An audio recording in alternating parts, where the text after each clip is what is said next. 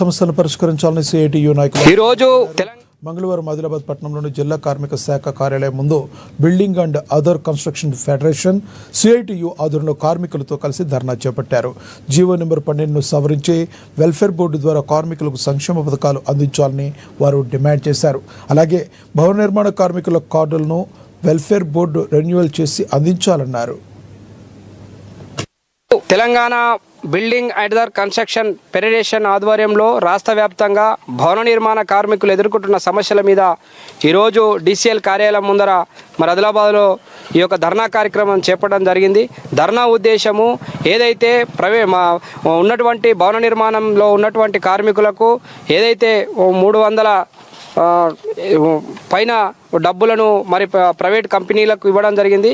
ఆ యొక్క డబ్బులను తిరిగి మరి లేబరు ఏదైతే ఉందో లేబర్ ఆఫీస్కు జమ చేయాలని చెప్పేసి ఉద్దేశంతో మరి ఈ యొక్క ధర్నా కార్యక్రమం చెప్పడం జరిగింది. అదేవిధంగా జీవో నంబర్ 12 మరి సవరించాలి. మరి భవన నిర్మాణ కార్మికులకు క్లైమ్స్కి సంబంధించినటువంటి మరి క్లైమ్స్ని కూడా చాలామంది కార్మికులు మరి ఇవ్వలేని పరిస్థితులు ఉన్నారు, తీసుకోలేని పరిస్థితులు ఉన్నారు. కాబట్టి ప్రభుత్వము ఈ క్లైమ్స్ ఏవైతే ఉన్నాయో ఆ డబ్బుల్ని కూడా కార్మికుల ఖాతాల్లో మరి జమ చేయాలని చెప్పేసి ఈ సందర్భంగా డిమాండ్ చేస్తున్నాము. అదేవిధంగా భవన నిర్మాణ కార్మికులు దాదాపుగా జిల్లాలో సుమారుగా 7,000 మంది కార్మికులు మరి వెల్ఫేర్ బోర్డు కార్డు తీసుకున్నారు. కానీ ఇప్పటి వరకు మరి వాళ్ళ కార్డులను రెన్యువల్ చేసే దాంట్లో మరి చేయడం లేదు. ఖచ్చితంగా ఏదైతే భవన నిర్మాణ కార్మిక రంగంలో పనిచేసేటువంటి కార్మికులను